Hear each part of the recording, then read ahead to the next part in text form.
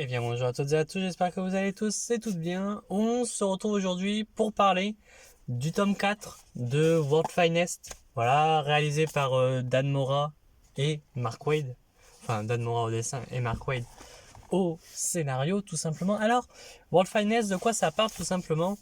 Alors on va avoir un premier arc avec tout bêtement, voilà, une enquête parce que justement un mystérieux ennemi un mystérieux ennemi utiliserait tout simplement euh, langage kryptonien qui ce dernier voilà sur Terre, mais bizarrement Superman est le seul avec Supergirl à être sur Terre, donc bizarre. Et donc il va y avoir toute une enquête avec justement le Sphinx. Dès le début, ils disent que c'est le Sphinx qui enquête contre le Sphinx, et petit à petit on va apprendre que voilà, la zone fantôme a été ouverte et un ennemi du nom de Jacques Ur, bref, passons du nom, euh, est apparu. Voilà, tout simplement. Alors, voilà, c'est Dan Mora quand même au dessin. Voilà, les dessins restent magnifiques, hein, évidemment. Je sais pas si vous voyez, en plus avec le soleil, c'est pas très intelligent. Si on voit, voilà, c'est des dessins qui sont hyper cool. Voilà. Puis c'est une bonne histoire, je trouve. On a une histoire assez cool. Voilà. Enfin, en vrai, si j'y mets comme ça, ouais, si vous voyez en vrai. Voilà, franchement, le premier arc de World Finest euh, est assez bien. Alors, il y a un putain de moustique dans la voiture qui. Non. Bon, bref, passons. C'est quelque chose que je comprends. Voilà, ça n'est pas du Grant Morrison où on peut rien comprendre. Franchement, là, voilà, il part pas dans un délire où justement la zone fantôme est ouverte parce que. Non, non, c'est un truc où la zone fantôme est ouverte, point, final. On nous met un mystérieux ennemi qui va apparaître, voilà, qui potentiellement pourra apparaître. Alors, il y a juste un truc que j'ai eu du mal à comprendre, et ça, je sais, peut-être c'est moi hein, qui a mal suivi, mais à un moment donné, on te parle, je l'ai pas tué, on te parle de, comme quoi il y a Alfred dans la zone fantôme, il y a d'autres personnes. En fait, j'ai pas compris à ce moment-là pourquoi, mais bon. Passons, ça c'est pas un truc hyper important, hyper grave, même si tu sais pas, bon bref. Parce que le plus gros dedans, c'est justement l'arc de Kingdom Come dedans. C'est un arc qui m'a beaucoup plu. Et alors, de ce que j'avais compris, c'est parce que en fait, ce qu'il faut savoir, c'est que Wade et Alex Ross avaient fait deux suites, mais chacun de leur côté. Genre, il y a eu deux suites et apparemment, mais étant donné que j'avais pas lu les suites ou alors des avant, je sais plus, je les ai pas lus, donc je pouvais pas vraiment savoir, mais il n'y a pas besoin de les apostles de les lire pour connaître. Euh, Mystérieusement, vous allez tomber peut-être, enfin quand vous allez lire le comics, hein, vous allez avoir justement voilà, cette page par exemple de deux Superman qui sont en train de se foutre sur la gueule, tout simplement. Voilà. Et bien en fait, ça se passe avant les événements de Kingdom Come.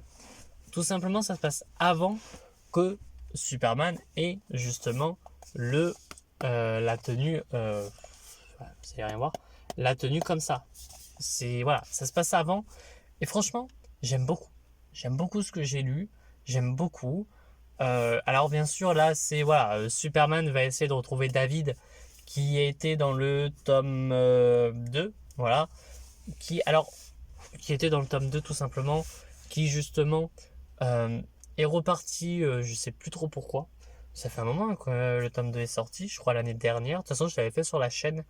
Il y a juste le tome 3 que j'avais pas fait parce que moi j'ai zappé de le faire en fait. En fait, elle y était, c'était hein, dans les enregistrements et puis j'ai zappé et puis ça servait plus à rien. Mais franchement, ce tome 4 est merveilleux. Voilà, il y a de très beaux dessins. Voilà, donc il va essayer de retrouver David et on va apprendre comme quoi, bah, tout simplement, voilà, on a de super belles planches, hein, évidemment. Hein. Ouais, c'est comme ça, vous. Ah, bon. Voilà, on a. Bon, lui, vous comprendrez qui c'est, bien entendu. Tac, tac, tac. Ah, à un moment donné, ils font. Voilà. Donc, c'est vraiment un comics, voilà, il essaie de retrouver David. On apprend comme quoi David ben, est un peu du camp des méchants, entre guillemets. Et j'aime bien parce que, en fait, au tout début, j'étais hyper perdu. Parce que je me disais, mais dans Kingdom Come, Enfin, parce que moi, je savais que c'était l'arc avec Kingdom Come. Sur la couverture, t'as les deux, là. Donc, à un moment donné, je me disais, mais bizarre, dans Kingdom Come, enfin, il n'y a pas eu de remontage dans le temps. Enfin, il n'y a rien eu de tout ça. Et c'est d'un coup que, quand j'ai vu comme quoi, enfin, j'ai compris, en tout cas, comme quoi, justement, on avait, comment il s'appelle? Mince, j'ai oublié le nom. À un moment donné, t'as le spectre et qui va expliquer ce. Alors, je vais pas vous spoil parce que ça serait spoilé, hein, évidemment, mais il va expliquer le pourquoi du comment. En tout cas, moi, en tant que lecteur, j'ai été perdu de savoir pourquoi Superman n'avait pas son logo rouge et noir. Enfin bref, tu vois, voilà. Tu vas avoir ça. Et franchement, c'est assez cool parce qu'en vrai, tout simplement, ils auraient rien pu dire. Genre dire, bah tu te démerdes maintenant. Bon, après, tu comprends très. Parce qu'en fait, cette fin, elle se finit. Si tu ne lis pas Kingdom Come, tu t'en fous. Si tu as lu Kingdom Come, en fait, c'est là où tu peux être perdu. Parce que justement, le souci qu'il y a, c'est que ça se passe. Voilà, il y a des événements qui. Bah, tu les as jamais vus dans Kingdom Come qui se passent là, du coup, ça te perd. Enfin, voilà, t'as plein de trucs comme ça. Enfin, bref, voilà, c'est quand même un super bon récit. T'apprends beaucoup de choses sur le personnage. Alors, même si j'ai l'impression qu'il y a eu quelques petits changements, hein, parce qu'il y a des trucs dans Kingdom Come qui ne sont jamais passés, on te fait comprendre que ça se passe. Donc bon, c'est ouais. Après, je me dis en soi, c'est pas grave si ça change dans un sens. Ça rajoute ça. Voilà, c'est pas comme si on disait comme quoi Superman, voilà, mourrait dans ce récit, que du coup Kingdom Come ne se fera jamais. Enfin bref, voilà. Bon, du coup, on a un petit spoil de parce que alors c'est pas un spoil méchant. Hein. C'est alors je crois qu'on le savait pas, je sais plus, de savoir comme quoi du coup bah c'est ça qui est dommage, c'est qu'on te dit bah c'est Jonathan, ça va être un garçon, le gosse de Diana et Superman. Alors ça c'est à la fin qu'on te le dit, hein. C'est vraiment à la toute fin, c'est pas un spoil majeur, c'est on te dit que ça va être un garçon, point barre. Voilà, tout simplement. Mais je crois qu'on le savait déjà, je sais plus. Et ensuite on a deux petits récits. Un petit récit avec Métamorpho qui n'a servi à rien, je trouve. C'était plus du remplissage. Et un autre récit qui bah, c'est poursuivre le tome 5 tout simplement. Enfin c'est voilà, faudra aller dans le tome 5. Parce que voilà, c'est un récit en mode enfin avec les Mister Executed là et Batmite, on a le Flashmite, je savais pas qu'il existait, enfin bref. Voilà, tout ça on les a dans ce récit. Franchement c'est un titre à lire. Franchement c'est en fait alors j'étais le tome 1, j'avais été un petit peu méchant dessus. Enfin méchant et encore je trouve que parce qu'il y en a beaucoup, je sais, qui n'avaient pas apprécié au début World Finest. World Finest, tout le monde disait que c'était pas de la merde, hein, évidemment. C'était bien mais sans plus, tu vois. Et moi j'avais adoré le tome 1. Le tome 2, je l'avais bien aimé, si je me souviens bien. Mais je sais que je l'avais relu et je l'avais bien aimé. Mais je l'avais relu après la review, tu sais, le mec qui a rien compris. Donc j'avais bien aimé. Le tome 3 était très bien, même si il y avait ce côté avec justement, comment ça s'appelle, le côté avec toute l'IA, etc. J'ai pas trouvé ça non plus fabuleux, mais il était bien. Et là, ce tome 4, mais franchement, il m'a fait quand même assez sourire, tu vois. Enfin, il y avait un grand sourire de voir tout ça, de voir comme quoi, ben, euh, oui, Kingdom Come, ben, c'est mon premier comics. De le revoir là, ben, ça fait toujours plaisir de revoir des personnages de Kingdom Come. Comme dans le Geoff Jones, dans le JSA de Geoff Jones, revoir le Superman de Kingdom Come, ben, ça m'avait fait plaisir, tu vois. En fait, c'est ça, c'est. En fait, quand t'as commencé un comics par, je sais pas moi, genre, on va dire Injustice, bah si Injustice t'as adoré, bah oui, si tu revois ton Superman d'Injustice ou un personnage d'Injustice, bah c'est sûr que tu vas l'adorer, tu vois. Donc là, franchement, ouais, les revoir. Alors en plus, surtout que c'est pas en mode, on te met tous les personnages. On t'en met beaucoup, un des personnages de l'univers de Kingdom Come dedans, c'est sûr. Mais on va pas par exemple te mettre du Joker et te dire qu'il a déjà été arrêté. Bah non. Parce que justement, le Joker, pour vous rappeler, c'est lui qui engendre tout le côté avec Kingdom Come, justement. C'est lui qui fait péter Daily Planet, que du coup, Superman se retrouve seul là-dedans. et bien le Joker, on n'en parle pas. Genre là-dedans, le Joker, justement, on te dit pas, oui, il a été arrêté par Batman. Alors après, ils auraient pu te dire, il a déjà été arrêté depuis un moment par Batman, hein, évidemment. Et puis, ce que j'aime bien dedans, c'est que justement, on te dit que Batman et Superman, pour le moment, travaillent ensemble. Ça, c'est pas un spoil, on te le fait comprendre dès le début, que Batman et Superman travaillent ensemble.